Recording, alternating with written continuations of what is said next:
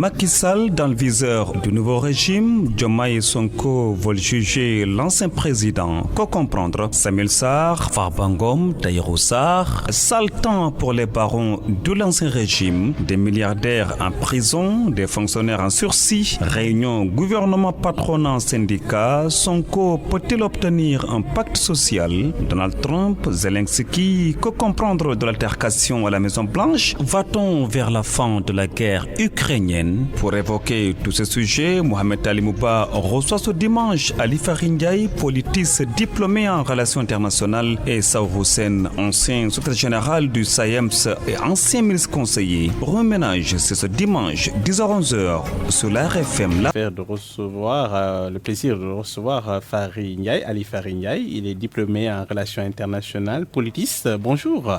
Bonjour, docteur Seydi. Alors donc, Ali Farindiaï, à vos côtés, Saourou Sen, ancien secrétaire général du SAEMS, c'est cela? Oui, bonjour docteur. Bonjour, et vous êtes donc ancien syndicaliste, le syndicat qui s'investit donc dans le secteur de l'éducation.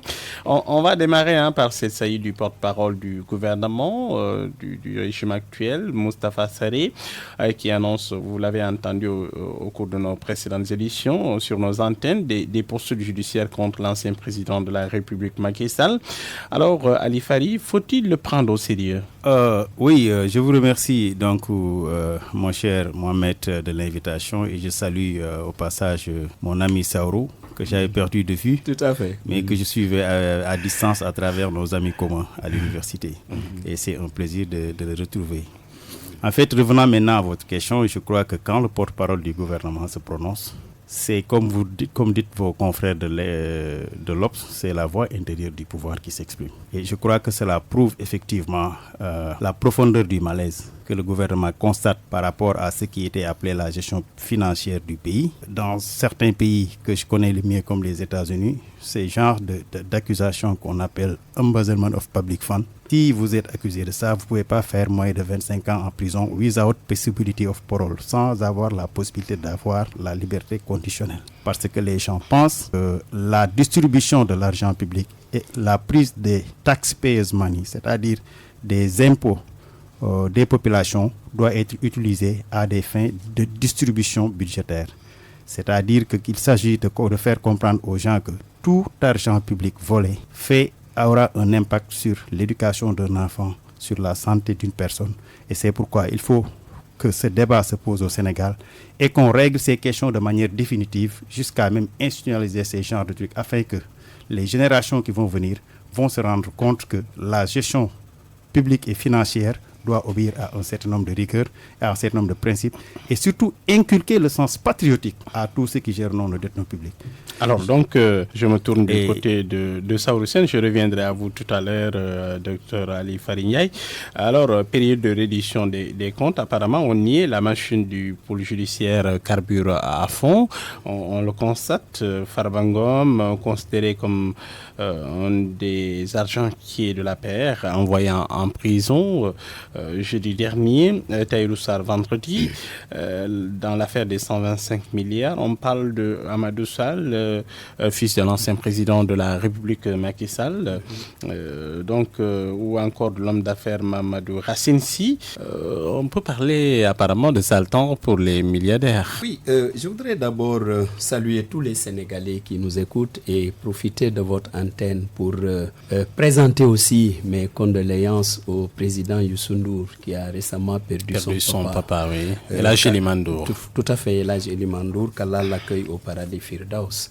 Et dire aussi le plaisir que j'ai de retrouver un ancien ami, Ali Fari, un grand intellectuel, un dirigeant de grève au niveau des universités sénégalaises, tout le monde le connaissait. Je profite donc de votre plateau pour le saluer très sincèrement. Merci beaucoup. Dire aussi que par rapport à votre question, oui, le Sénégal traverse aujourd'hui une crise.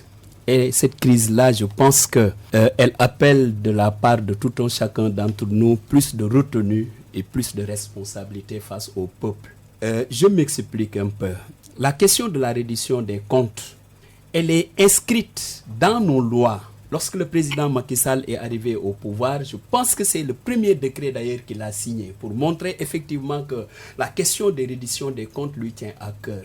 Nous avons un ensemble de structures qui quand même chaque année font le bilan de la gestion de l'équipe gouvernementale. C'est la raison pour laquelle c'est vrai qu'aujourd'hui, on nous parle de détournement comme jamais égalé dans notre pays, mais je crois qu'il y a un peu de farce là-dedans. Ah oui? Oui.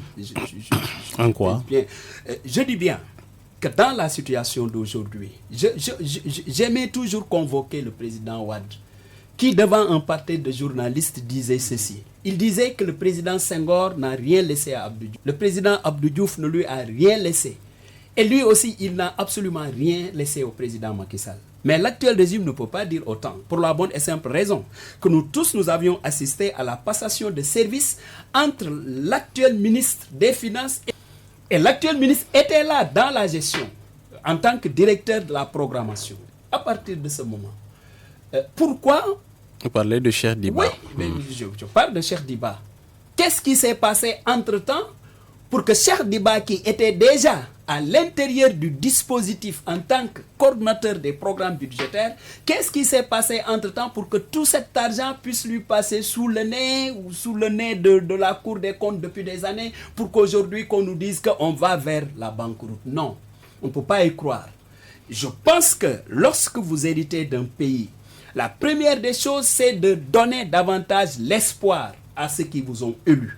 C'est de montrer quand même que vous avez un programme bien établi et que ce programme-là, dans X années, dans X mois, ça va permettre au Sénégal de dépasser le taux de croissance qu'il avait. D'autant plus qu'il y a des ressources qui sont là, qui n'étaient pas forcément exploitées à l'époque sous le régime du président Macky Sall. C'est le pétrole, c'est le gaz, c'est le zircon, entre autres, et qui sont aujourd'hui apportent quelque chose, au budget de l'État sénégalais. C'est la raison pour laquelle, en tout cas, j'en appelle à la retenue, à plus de responsabilité, pour ne pas encore apeurer les Sénégalais et dire quand même qu'il y a des perspectives qui sont tout à fait rassurantes. Et c'est cela d'ailleurs qui pourrait aider à ce que les partenaires du Sénégal sur ce plan-là puissent continuer à faire confiance à notre pays, à investir pour que la question du chômage, pour que ces questions la question financière, qu'on puisse la dépasser de la façon la plus responsable. Alors, au lieu de faire des déclarations comme celles que nous avons écoutées hier, le président Macky Sall lui-même, il l'a dit très clairement, il n'a peur absolument de rien. Il ne se reproche absolument rien du tout. Et par ironie un peu, je parlais à un marabout, il me dit que mais Saourou, si le président Macky Sall en tout cas a détourné de l'argent, moi je suis capable de vous dire que là où il l'a mis, parce que dès que vous sortez, vous voyez toutes les réalisations que le président Macky Sall a faites depuis son accession à la magistrature suprême de ce pays-là. Alors, Ali Farinyaï, le nouveau gouvernement a-t-il les moyens d'attraire Macky Sall devant les tribunaux, le cas échéant, l'extrader déjà, parce qu'il est au Maroc? Je crois que le nouveau gouvernement est en train de poser des jalons qui tendent vers ça. Parce que le fait qu'ils aient réactivé la loi sur l'extradition des prisonniers entre le Maroc et le Sénégal est quelque chose qui est un indice. Le fait aussi que la Haute Cour de justice soit réactualisée à l'Assemblée est aussi un indice qui montre que effectivement les nouvelles autorités sont dans une option de créer les conditions de la reddition des comptes et de faire répondre à toutes les personnes qui se sont enrichies de manière illégale et qui ont utilisé l'argent du public. Il devrait être poursuivi sur quoi, selon vous? Il peut être poursuivi pour haute trahison. Je crois que c'est la charge qui revient à un ancien chef d'État. Et justement, la question à ce niveau-là, c'est que c'est le problème de la définition de la haute trahison. C'est pas bien défini, en tout cas, dans notre code pénal. Sur quoi on devrait se baser pour le poursuivre?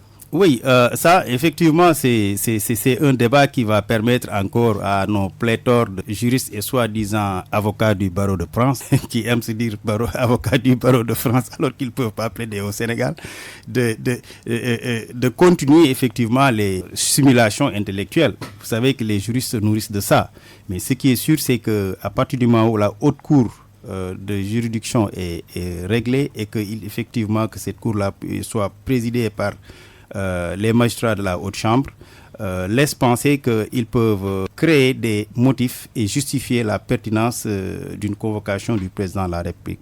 Maintenant, la question qu'il faut se poser, c'est que est-ce que Macky Sall, le Maroc sera en mesure d'extrader Macky Sall ou bien est-ce qu'ils vont continuer à le considérer comme un autre encombrant, première chose. La deuxième chose, c'est que est-ce que Macky Sall ne va pas aussi... Pour le moment, il ne l'est pas. On le voit en tout cas faire le tour du monde avec les grands du monde. C'est ça. Aujourd'hui, il est en train de jouer cette carte-là qui consiste à montrer aux puissances occidentales que je suis encore invité par les puissances occidentales.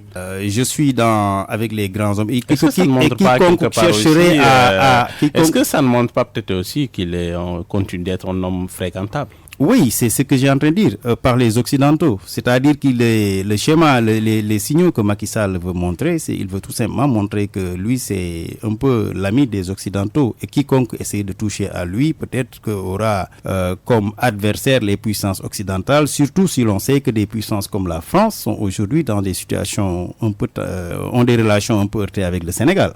Mais là, le danger de ça, c'est que pour un peuple qui considère que les puissances occidentales ont toujours bénéficié de marchés et de deals qui les favorisaient au détriment du Sénégal, ça peut accélérer le sentiment de traîtrise qu'on peut voir vis-à-vis d'un président qui était là pour jouir du pouvoir alors que les ressources de l'État étaient conférées aux compagnies occidentales et qu'il défendait plus les intérêts occidentaux que les intérêts africains.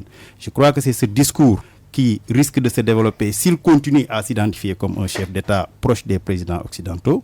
Si on sait qu'aujourd'hui les nouveaux acteurs du régime sont un peu vus comme des panafricanistes avec des discours anti-européens pour ne pas dire anti-français qui est en train de se développer et qui fait qu'aujourd'hui la France est un peu chassée pratiquement de toute l'Afrique et que son influence va finalement se réduire à une puissance à la taille du Portugal sans le soutien des puissances africaines. Maintenant, Macky Sall peut jouer cette carte-là. Il peut aussi, comme il a une famille et des avoirs aux États-Unis, chercher aussi à considérer cette option-là. On l'a vu un certain moment avec Donald Trump aussi. Hein, oui, mais là mes amis qui sont, certains amis qui sont à Washington m'ont fait croire que c'est des images qui dataient de 2018 et que effectivement le One Prayer Day, c'est juste un jour aux États-Unis où toutes les communautés, se réunissent pour prier dans toutes les langues. C'est juste parce que c'est une tradition puritaine pour ceux qui ont fait la civilisation américaine. Mais ce n'était pas une rencontre formelle ou effectivement une audience où les gens veulent parler. Ce qui est sûr, c'est que compter sur Donald Trump, c'est vouloir élever un château de sable contre une marée montante, parce que Donald Trump n'est pas l'ami des Africains. Donald Trump n'est pas quelqu'un sur qui un président peut compter, même si effectivement on pense que c'est le président des États-Unis. Donc je crois qu'aujourd'hui, ce qui incombe et ce que le président Macky Sall doit faire, c'est, à mon avis, c'est dire que, comme tous les régimes qui sont succédés, la liquidation des régimes au Sénégal a été toujours marquée par l'emprisonnement d'abord de ceux qu'on considérait comme les numéros 2 ou les véritables tenants du pouvoir. Au temps de Abdou Diouf, ce n'était pas le cas. Au temps de Ouad, on a vu que son fils était effectivement le bouc émissaire qu'il fallait condamner. Sous Abdou Diouf, il y a eu les barons socialistes d'une certaine façon qui ont été traqués. Hein. Oui, mais ils n'étaient pas... C'était juste les Sada Ndiaye, ces gens-là qui étaient vus un peu comme des gens qui ont mal géré l'argent de l'université. Pas que Sada Ndiaye, même le Kaolack de Thiès. Oui, c'était le baron de Kaolack aussi. Hein. Oui, c'était plus des directeurs généraux qui étaient proches de Tanor et qui étaient vus à l'époque comme des gens qui étaient... des tanoristes et qui ont mal l'argent du pays. Ceux qui étaient dans le nord du pays aussi, le Parti socialiste, c'est une constante. La seule différence qu'au temps de Abdoulaye Wade, on les a condamnés pour les contraindre à transhumer. Et ils l'ont tous fait. Certains sont devenus ministres, comme Sada Ndiaye, d'autres ont été du camp du PDS pour aider, pour le cas d'Mbaye Diouf, à liquider politiquement des ténors comme justement, que répondez-vous à ceux qui parlent de cabale politique destinée à détruire le parti, l'ex-parti au pouvoir, l'APR? Je crois que ça, c'est un argument qui peut se dire politiquement. Le Premier ministre Ousmane Sonko, même si à l'Assemblée, il a déclaré effectivement que les gens de l'APR doivent être inquiétés, c'est sur la base d'un certain nombre d'informations dont il détient et qui lui permet effectivement de faire de telles déclarations. Mais on l'a entendu durant la campagne électorale, désigné carrément Farba Senghor et Farba Ngom comme une cible. Oui, c'est ce que je dis. C'est sur la base, parce qu'il est au cœur du pouvoir, c'est l'homme fort du régime. Il a eu des informations que peut-être les gens n'ont pas eu à l'époque. Parce que rappelez-vous ces rapports. Il a jeté un coup d'œil sur le rapport qui devait être confidentiel. Oui, mais rappelez-vous, les rapports qu'on est en train d'exploiter, c'est des rapports qui ont été faits au temps de Macky Sall. Donc, effectivement, en tant que premier ministre, pour ne pas dire premier ministre inter pares, c'est lui et le président sont au diapason de ces choses-là. Mais lui, il a parlé carrément du rapport de la Cour des comptes. Oui, mais quand il a l'a dit en pleine campagne, qui connaît le style de Ousmane Sonko, c'est que c'est quelqu'un chez qui il y a l'harmonie entre le dire et le faire. Le franc-parler, il n'avance pas masse. Et c'est ce qui explique même les prises de position qu'il a eues avec Abdou Karim Sall quand il lui disait la dernière fois que vous, les gens de la paix, on doit suivre. Alors donc je crois que c'est le style d'un homme qui est au cœur du pouvoir, qui comprend aussi que le processus qui peut mener et qui va mener à la restauration d'une démocratie et des finances publiques saines. On verra bien. Alors, on va donner la parole à Saourou Sène. Je reviens à vous tout à l'heure. Le président Macky Sall peut-être hors de portée. Là, Amadou Sall, il est dans le viseur carrément du pôle judiciaire financier. C'est une façon de toucher Macky Sall, non? Écoutez, directement. Je crois que tout ce qui est en train de se développer dans ce pays-là, dans le cadre de cette opération dite de reddition des comptes, mais vise directement le président Macky Sall. Parce que tout le monde est d'accord que Farba Senghor, Farba Ngom n'a jamais géré, n'a jamais bénéficié d'un acte de nomination pour la gestion d'une quelconque entreprise publique. Mais on sait déjà ses rapports avec le président Macky Sall. Voilà pourquoi, à défaut d'atteindre Macky Sall, on touche Farba Ngom. D'autant plus que, comme vous l'avez dit, mais l'autorité qui est le premier ministre, mais il a un discours quand même qui pose problème dans une république. Parce que la république aussi, c'est des règles, c'est des normes. La république, elle est élégante du début à la fin. Et en république, il faut savoir donner à César ce qui lui appartient. Nous avons quand même 3 pouvoirs, le pouvoir exécutif, le pouvoir législatif et le pouvoir judiciaire. Lorsque, dans une tournée fut-elle politique, le Premier ministre dit déjà qu'il y a telle personne qui, à partir des prochaines élections, ne pourra pas être candidat parce qu'il sera dans les liens de la détention. Et que ça se passe exactement comme ça. Quel est le regard que vous voulez, comment dirais-je, qu'on adresse à notre justice actuelle? Parce que d'aucuns mais considère déjà que c'est la commande du Premier ministre qui a été tout simplement exécutée. D'autant plus que je n'ai jamais vu un prisonnier à qui on demande, par exemple, à qui on dit que vous avez détourné, supposons, 50 milliards. Lui, il met sur la table, pour sa caution, 60 milliards. Et qu'on lui dise non, malgré tout ça, tu vas rester en prison. Mais ça veut dire qu'on a voulu tout simplement exécuter la commande de quelqu'un. Et ce quelqu'un-là, ce n'est rien d'autre que le Premier ministre Ousmane. La deuxième chose, je le disais au début de mon propos, c'était pour évoquer la loi 2012-22 du 27/12/2012 portant code de transparence dans la gestion des finances publiques. Mais au niveau de cette loi-là, à partir de l'UEMOA, mais tous les États ouest africains sont engagés dans un processus de gestion saine de nos finances. Maintenant, pour le cas du président Macky Sall, il a travaillé avec une équipe de 2012 à aujourd'hui, mais il va sans dire que chacun des responsables au niveau des différents ministères, au niveau des différentes directions, ont l'obligation, comme ça se fait en République, mais de répondre devant les Sénégalais et en face du pôle financier. Maintenant, le problème qui se pose à ce niveau-là, c'est que lorsque vous reprochez quelque chose à Ali Fari, mais la moindre des choses en justice, c'est de pouvoir donner la possibilité à Ali Fari, mais de se défendre et de clarifier, de donner sa version des faits. Si on veut de la transparence, le premier rapport doit venir des autorités qui ont exécuté le pouvoir jusque-là. Avant de partir, puisqu'il y a une alternance, qu'on dépose un rapport à la Cour des comptes pour dire voilà ce que nous avons fait. Et que les nouvelles autorités aussi, ayant cette obligation de savoir ce qui se passe, mais qu'elles puissent aussi interpeller, l'IGE qui fait un rapport aussi à son tour et qui le remet, on fait la confrontation des rapports. Parce que quand le Premier ministre, bien avant que des rapports ne soient connus du public, disent qu'il y a des rapports explosifs, il va se passer des choses extraordinaires parce que les gens ont volé.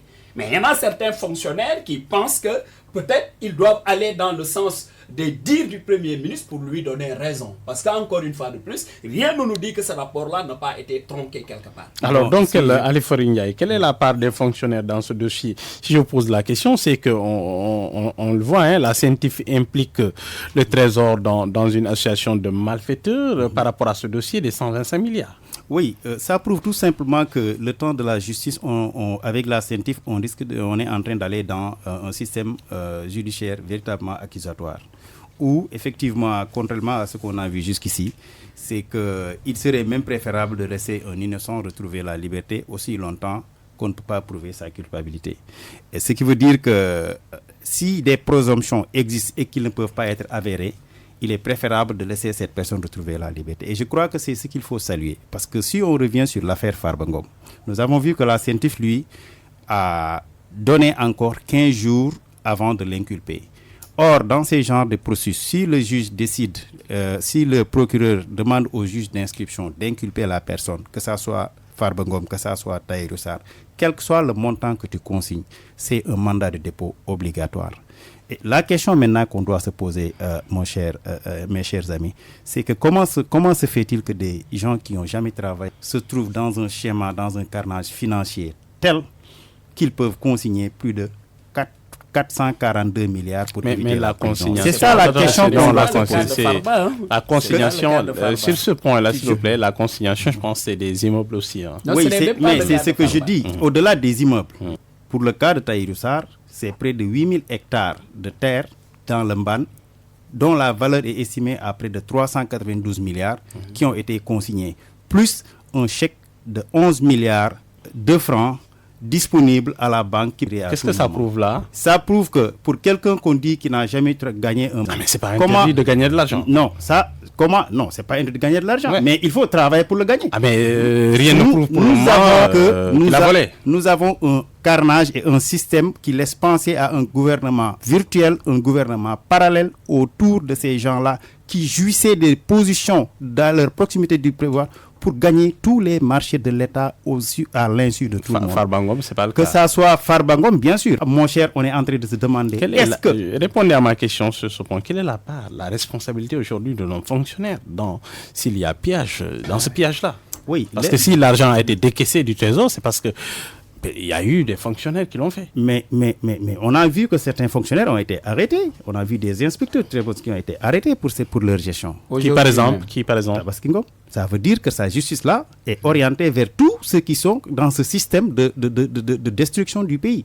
Si aujourd'hui il y a une chaîne qui est en train de se faire et qu'on se rend compte qu'au niveau de la chaîne, il y a des agents et des acteurs qui se sont entendus sur un certain nombre d'accords souterrains pour s'accaparer de l'argent du pays, mais ils seront condamnés. Tous les rapports qu'on est en train d'auditer et de mettre sont des rapports qui ont été faits au temps du président sortant. Et il faut se réjouir de cela. Je crois que quand on est dans un pays où les ressources sont faibles et où effectivement on veut une répartition juste de la pauvreté, il ne faudrait pas qu'on aille dans une situation où nous allons où l'État crée un système qui libéralise l'économie d'une manière qui généralise la pauvreté tout en favorisant une minorité qui s'accapare de tout. Et c'est ce qu'il faut dénoncer et c'est ce qu'il faut rejeter. Si vous allez dans les autres pays occidentaux, chaque année, il y a une déclaration d'impôt. Tu dis combien tu as payé. Tu payes tes taxes et tu es redevable. Et là, tu sais qu'effectivement, tu ne peux pas t'enrichir. Mais, docteur, il n'y a que ces pays africains qui sont aujourd'hui les instruments où quelqu'un peut se lever, et les pays asiatiques arabes où quelqu'un peut se lever, faire des lobbying et devenir milliardaire.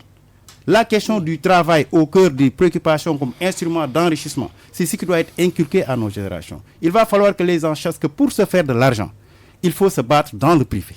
Mais qu'on arrête de voir des fonctionnaires qui jouissent de leur position en complicité avec certains directeurs généraux pour s'accaparer des richesses et s'enrichir sur le dos des pays. Je crois que c'est ce qu'il faut saluer et encourager avec les nouvelles autorités. Je crois que s'ils règlent cette question, ils vont non seulement faire plaisir au Sénégal, mais ils vont donner une chance aux futures générations afin qu'ils sachent que dans mon pays, au moins les vertus de travail, d'éthique et de valeur sont des choses qui permettent à quelqu'un d'accéder au sommet de l'État. Saourou Sène, oui, sur ce point, avant d'avancer. Sur ce point, je suis tout à fait en phase avec Ali Fari.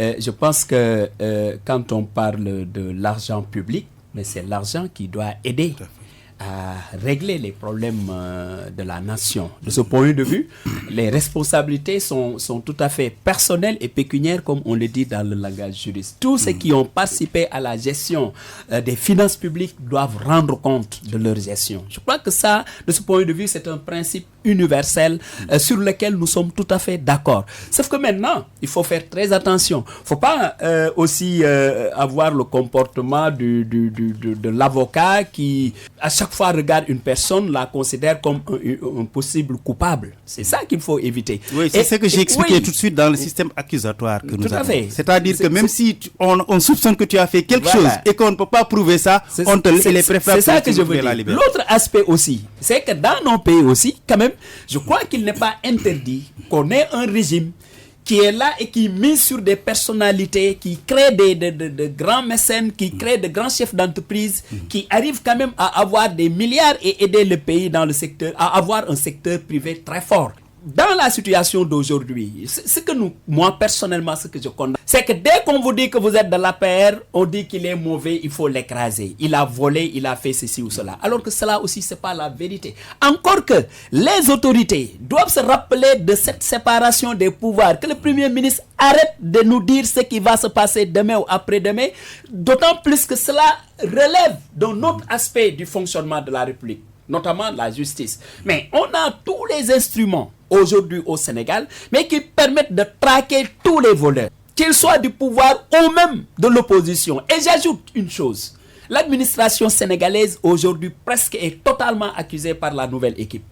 C'est pourquoi vous me parlez du Trésor, vous parlez des inspecteurs entre autres. Mais dans cette affaire-là, tel que le régime le décrit, ce carnage financier ou ce supposé carnage financier, mais personne n'y échappe. C'est toute l'administration sénégalaise qui est presque accusée. Moi, je pense que dans la situation d'aujourd'hui, laissons à César ce qui lui appartient. Le Premier ministre qui dit ouvertement que celui-là sera retenu dans les liens de la détention. Ça se passe exactement comme ça. Il annonce d'autres choses qui se feront de cette façon-là. Je dis que la République est à terre. C'est la raison pour laquelle je considère encore une fois de plus, en toute chose, il faut de la tenue et de la retenue. Alors, l'APR dénonce une cabale politique, connue pour ses prises de position polémiques. On a entendu Waly Diouf Bodian, le tonitruand Waly Diouf Bodian, DG du port, réputé proche de Ousmane Sonko, de tweeter au sujet de Farba Ngom, qui vient d'être mis en prison. Il dit, on t'accuse d'alcoolodépendance, tu proposes des caisses de bière pour ta défense, va méditer dessus en Ramadan, Rebus, le DG du port, c'est ce qu'il a tweeté. Allusion directe Ali Fari à la caution déposée par le maire de Agnam pour éviter la prison. Dire peut-être pour nos auditeurs que dans le cadre de la procédure, déposer une caution, ce n'est pas reconnaître forcément sa culpabilité, c'est dans le cadre de la procédure, c'est éviter la prison. En attendant donc un éventuel procès. Alors Ali Fari, comment comprendre ce tweet à la limite assassin? C'est trop fort, hein, c'est trop profond entre l'ancien régime et le nouveau. Qu'est-ce qu'il y a? Cette inimitié, il y a de la haine, on sent de la haine entre les deux. Oui, je crois que ce que Waly Diouf Bodian est en train d'exprimer pour moi n'est que la réaction des relations tendues entre l'APR et le PASTEF. À la limite, il y a de la haine entre je crois concitoyens quand même, c'est fort, non? Je crois que, comme on dit, on peut tout pardonner, mais avant de pardonner, il faut la vérité. Je crois que s'il y a un parti qui a été véritablement victime de l'état fort de l'oppression du pouvoir antérieur, c'est le PASTEF, que Macky Sall a cherché à décimer. Son leader, ses leaders, que ce soit Waly Diouf Bodian, que ce soit El Malik, que ce soit les autres, ont été mis dans des situations extrêmement difficiles.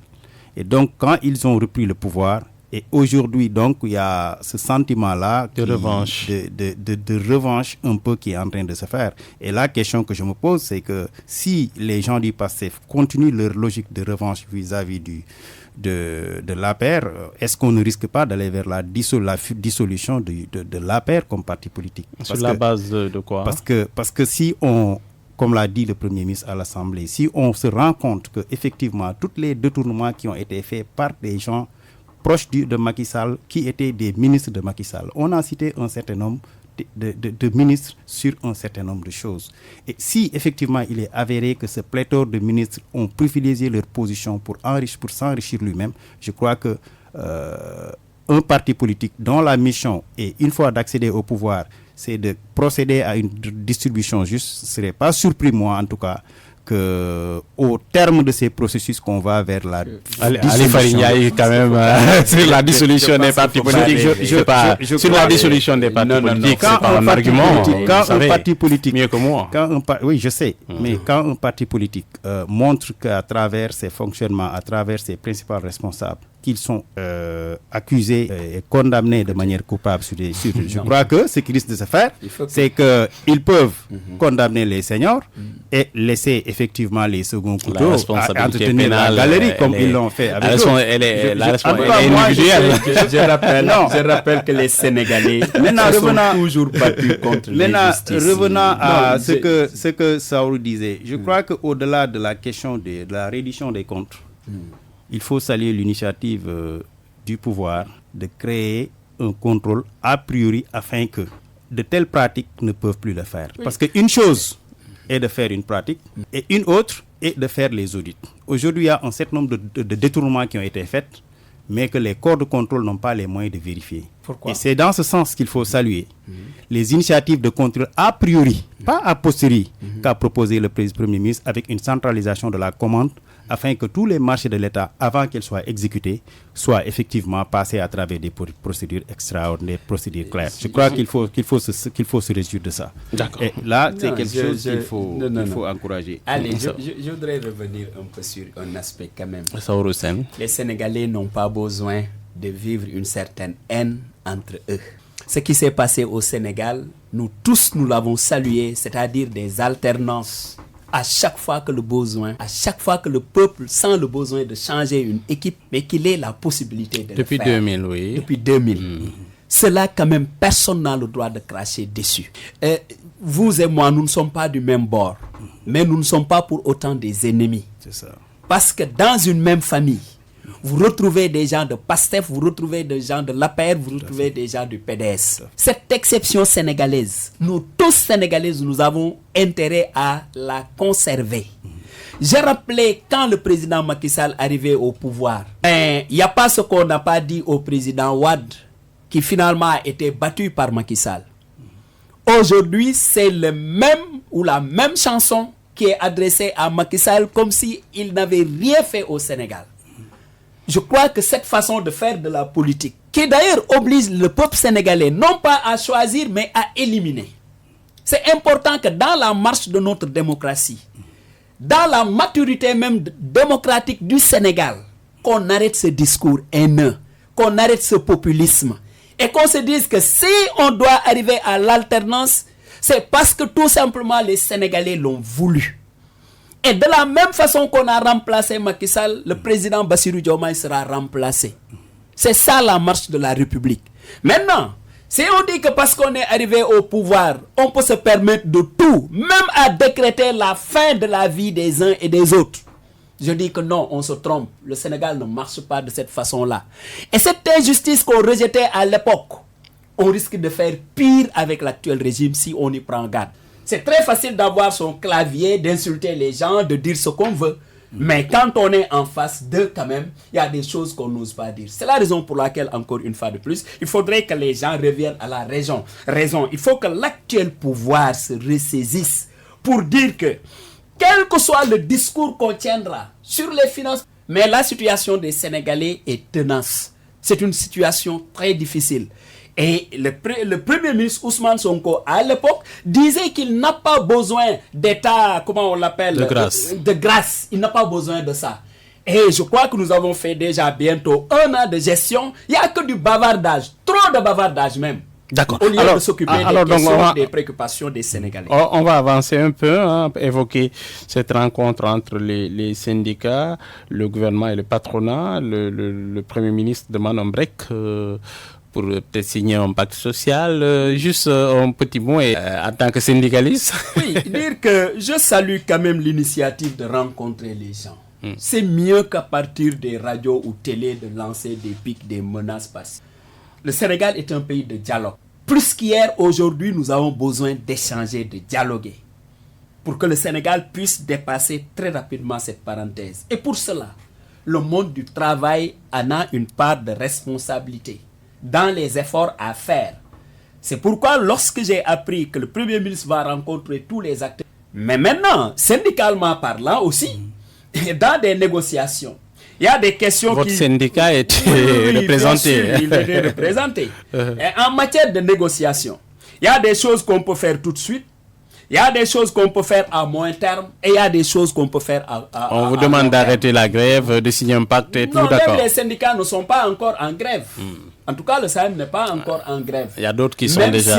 Même si, au niveau de la mouvement santé, d'humeur. voilà, La nous santé, avons le vu SAMES, le l'enseignement SAES. supérieur, entre autres. Mais ces gens-là, ils se battent pour des questions qui ne sont pas forcément des questions de revendication, mais plutôt d'accords signés. Il faut faire la part des choses entre les éléments qui relèvent des accords signés et ce qui reste en termes de revendications et qui par conséquent demande des échanges entre gouvernements et organisations concernées. Et ce qui doit être fait immédiatement, il faut que le gouvernement le fasse parce que c'est déjà leur promesse. Je pense notamment à la question des correctifs du système de rémunération. Vous savez que le Premier ministre a parlé, ou le secrétaire général a parlé de rebasing salarial. En tout cas, nous, les enseignants, nous considérons, conformément à l'engagement du Premier ministre Ousmane Sonko, que nous devons aller vers les correctifs du système de rémunération. Et à partir de ce moment, je ne pense pas qu'il puisse y avoir une baisse de salaire dans le secteur de l'éducation. Au contraire, parce que le président Macky Sall, lorsqu'il augmentait les salaires en 2022, le gouvernement, l'État du Sénégal nous avait clairement indiqué que ça c'est le premier pas. Le deuxième pas, nous l'attendons du Premier ministre Ousmane Sonko avec son gouvernement. D'autant plus que lui-même, il l'a beaucoup théorisé. Il a beaucoup montré que non, les enseignants étaient lésés et par conséquent, si eux, ils arrivent au pouvoir, mais bien sûr, ils vont changer le système de rémunération au niveau de l'éducation nationale. Et c'est pourquoi d'ailleurs, ça ne m'a pas étonné que beaucoup d'enseignants sont pastéfiens parce qu'ils considèrent que oui, Ousmane Sonko et son gouvernement vont changer véritablement leur situation salariale qui est aujourd'hui regrettable. Allez Fary Ndiaye, nous sommes dans une sorte de période d'austérité en tout cas, et le gouvernement demande la signature d'un pacte social. Oui, je crois que là, il faut comprendre que ce qui a eu lieu la dernière fois avec les enseignants n'est pas cause, mais c'est la conséquence de la situation catastrophique du pays. Il faut avoir le courage de le dire. Quand l'endettement du Sénégal, mon cher, va jusqu'à 99%. Là, on n'est pas d'accord. Tout le monde n'est pas d'accord. Non, mais c'est ça, c'est les chiffres officiels. C'est ça que vous avez. C'est les chiffres officiels donnés par les institutions étatiques et on se base sur ces chiffres-là et la Banque mondiale et les FMI ne l'ont pas remis en cause. Aujourd'hui, au-delà de ça, il y a les fonds vautours qui ont créé et qui ont accéléré l'endettement. C'est des enrichissements parallèles qui se sont faits à l'insu de la trésorerie du ministère des Finances et que le Sénégal est obligé. Mais Ali Fary Ndiaye, la question qu'on se pose sur ce point-là, avant de passer, vous parlez de dette. Qu'est-ce qui s'est passé pour que le gouvernement actuel contracte plus de 4 000 milliards de dettes en un an? Alors que déjà, on savait que voilà, le pays était déjà endetté. Mais et dans la LFI 2025, on prévoit encore d'aller chercher plus de 4 000 milliards. Mais parce qu'ils n'ont pas eu la chance. Ils n'ont pas eu la chance. Excusez-moi. Il y a un paradoxe. S'il vous plaît, permettez-lui de répondre et vous revenez. Oui, parce qu'ils n'ont pas eu la chance de trouver, comme l'avait trouvé Abdoulaye Wade au temps de Abdou Diouf. Abdoulaye Wade, quand il prenait le pouvoir, il avait trouvé un état nickel. Il avait même dit que nos ennuis... il aurait dit à... Mais Abdoulaye Wade n'a pas dit ça. Écoutez, Abdoulaye a dit que Diouf ne m'a rien laissé. Moi, je suis parti, je n'ai rien laissé. C'est lui-même qui l'a dit. Mais sortant a indiqué de 200 milliards en trésorerie. 272. Laissez Ali Fary terminer, oui. We can disagree without being disagreeable. On peut ne pas s'entendre, mais écoutons-nous sur la base des chiffres. Quand Abdou Diouf Abdoulaye Wade a pris le pouvoir en 2000, les politiques d'austérité qui étaient rédigées par Abdou Diouf et qui avaient conduit à des licenciements, à un certain nombre de coupes, avaient permis d'assainir les finances publiques. Et Abdoulaye Wade avait trouvé plus de 300 milliards qui étaient disponibles au moment où le budget du Sénégal était à 500 milliards. Et Abdoulaye Wade, à l'époque, avait dit effectivement que j'ai trouvé de l'argent. Abdoulaye Wade l'avait dit. Il a eu le courage de le dire. On se rappelle de ça. Maintenant, mais Macky Sall, on a entendu aussi dire Abdoulaye Wade. Non, laissez-moi expliquer. Je finis sur ce point. J'ai entendu Abdoulaye Wade de sa bouche dire carrément que voilà, les régimes ne laissent pas de l'argent. Mais moi je n'ai rien laissé à. Mais il a dit Abdoulaye Wade avait dit que j'ai trouvé un État nickel. Je pèse bien mes mots. Ça, il a un État nickel. Et il aurait dit même à son principal collaborateur à l'époque, nos soucis d'argent sont terminés. Donc Abdou Diouf avait pris un certain nombre de mesures qui avaient créé un assainissement des finances publiques malgré des situations difficiles. Et c'est à partir de la gestion de Abdoulaye Wade jusqu'à la gestion de Macky Sall où on a trouvé une situation d'endettement explosif qui font que les ressources du Sénégal ont été utilisées au maximum pour, entre guillemets, faire des infrastructures coûteuses, alors qu'en vérité, on pouvait avoir ces infrastructures à des moindres coûts. C'est ce qui a créé cette situation.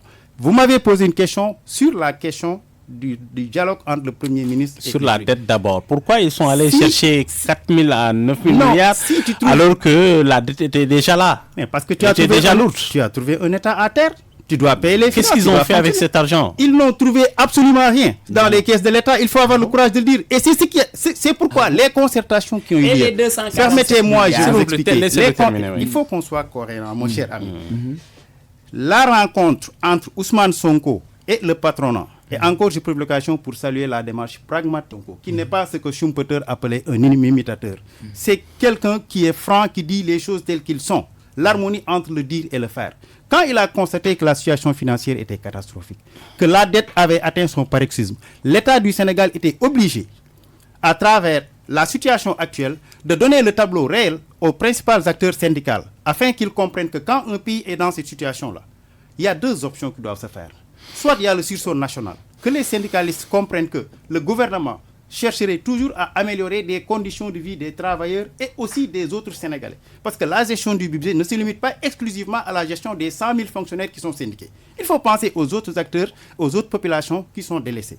Et les tenir ce discours, leur faire l'état des lieux et leur demander, à travers un sursaut national, de suspendre la question des revendications en attendant que l'État cherche à retrouver une santé financière qui puisse permettre à l'État de fonctionner, ça c'est une démarche innovatrice et salutaire.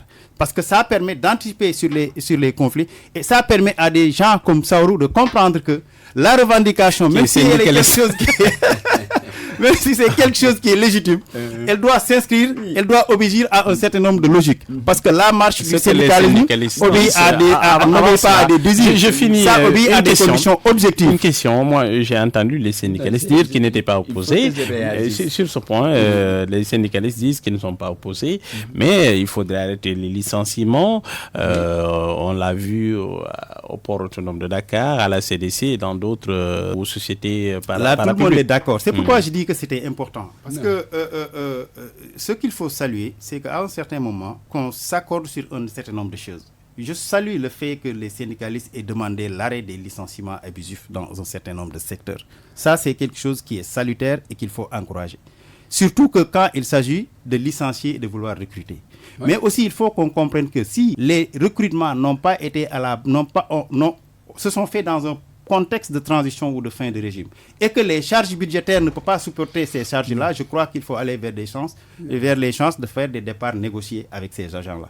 L'État que nous avons aujourd'hui et les États que nous avons, c'est que nous avons un État qui se soucie plus de la répartition juste et équitable de la richesse afin que ça puisse impacter les différentes couches et qu'il y ait une rationalisation des dépenses. Il y en a pas. En tout cas, nous sommes dans une sorte de période d'austérité où les populations sont dans des situations difficiles. Vous avez vu presque tous les prix qui flambent. Nous sommes en période de Ramadan. Il faut saluer les initiatives quand même du ministre de l'Industrie et du Commerce, Serigne Gueye Diop, qui a été voir les commerçants pour s'enquérir de la stabilité des prix et qui est en train de travailler quand même sur la mise sur pied véritable de Sonadis qui puisse permettre de magasins de témoins. Parce que non, Saourou, c'est important. Parce que vous savez pourquoi c'est important? C'est que toutes les initiatives qu'on peut prendre économiquement. Votre temps d'antenne est plus long. Non, j'explique la pertinence de ces mesures.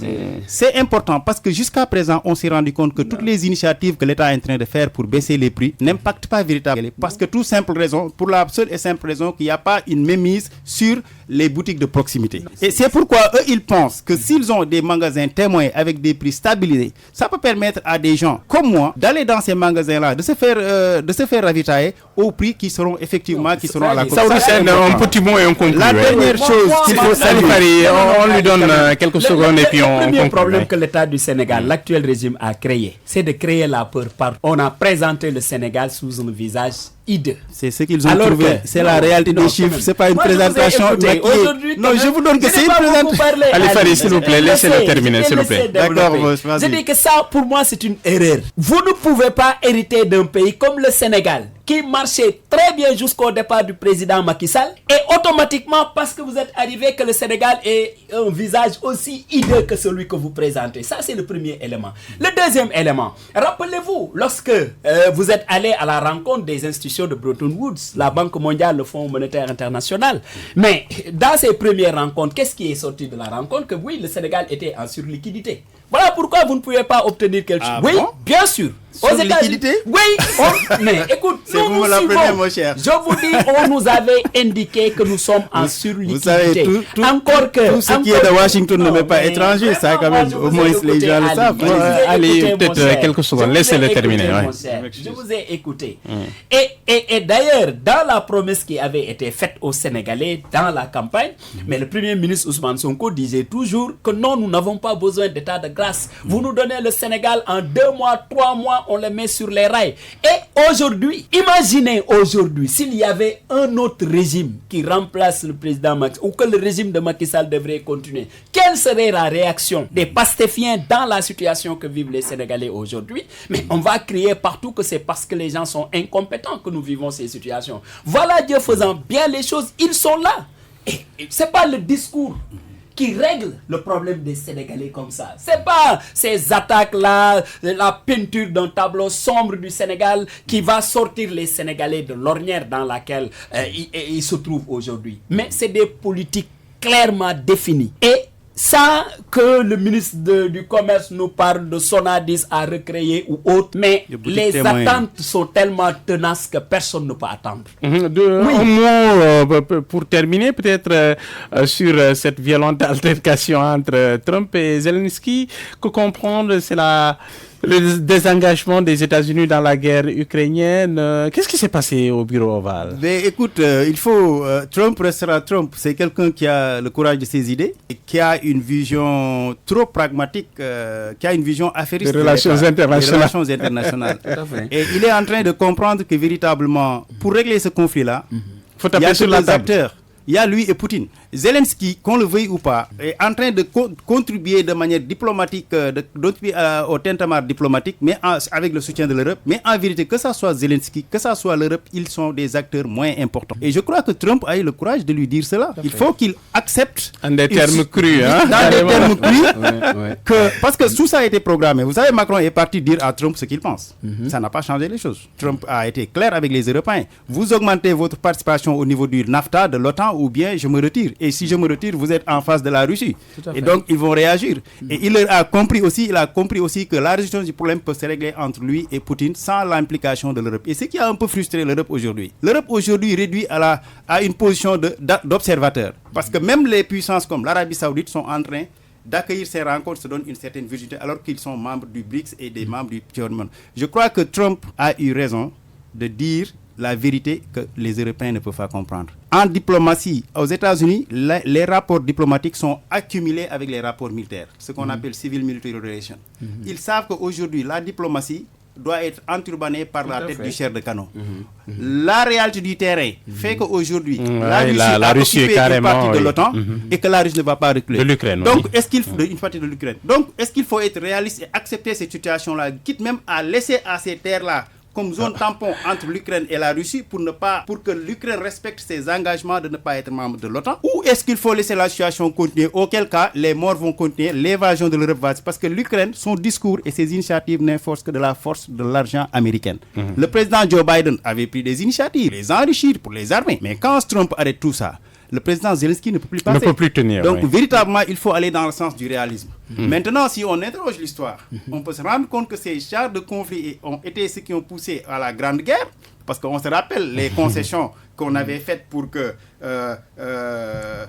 Hitler puisse prendre un peu la Pologne, et après il vient et dit oui d'accord, je reviens, je vais prendre encore quelque chose d'autre, et ce qui avait amené la guerre. Peut-être que c'est cette situation qui est en train d'être poussée, d'autant plus que les Nations Unies sont en train d'être affaiblies et par les États-Unis et effectivement par une partie de... C'est ce qui était arrivé aussi au début du XXe siècle avec la Société des Nations. Les propositions de Trump peuvent être impopulaires au niveau de l'opinion européenne, au niveau d'une certaine opinion africaine qui détient cette information d'opinion européenne. Mais c'est une des solutions qui peut permettre, comme l'a dit le président Trump, de raccourcir la guerre, d'éviter les morts et d'aller dans une situation où effectivement... Et la fin de la guerre pour nous, ça signifie quoi? La fin de la guerre pour nous, ça signifie peut-être le retour des acquisitions de blé, et l'utilisation d'une parcelle de l'espace, parce que l'Ukraine c'est un vaste pays. Donc la Russie peut se permettre d'avoir ses avancées militaires et d'avoir des débouchés sur la mer Rouge, comme il l'a fait avec les Crimée. Et je crois qu'aller vers le sens d'arrêter cette guerre. Parce que si cette guerre continue, c'est l'Europe qui risque d'en être discréditée, c'est la Russie qui risque de gagner, et c'est l'Ukraine qui risque de perdre. Oui, sauf que maintenant, c'était important aussi qu'on mette sur la table le rôle que le président Macky Sall a joué auprès du président Zelensky et au niveau du président de Donald Trump. Poutine, non, même Poutine même. Oui, non, c'est important aussi, parce que c'est important que quand c'est possible... Il allait demander du blé, hein? Non, pas demander du blé, mais même aujourd'hui, dans la réaction de Trump par rapport à l'USAID au Sénégal, puisque c'est ça qui nous intéresse davantage, mais quand même le président Macky Sall a fait une sortie il n'y a pas longtemps pour indiquer qu'aujourd'hui l'Afrique n'est plus dans une dynamique de tendre la main à une quelconque nation, mais peut-être aller dans un dialogue qui permette à ce qu'on soit dans un marché gagnant-gagnant. Ça aussi c'est important de le relever puisque nous parlons de cette c'est vrai que mais c'est fini, hein? On aura l'occasion de revenir peut-être sur la question. Ali Farid Ndiaye, c'est la fin de Remue Ménage. Mohamed Alimba au micro, Abdelkader Lo à la technique. Nous avions comme invité Ali Farid Ndiaye, il est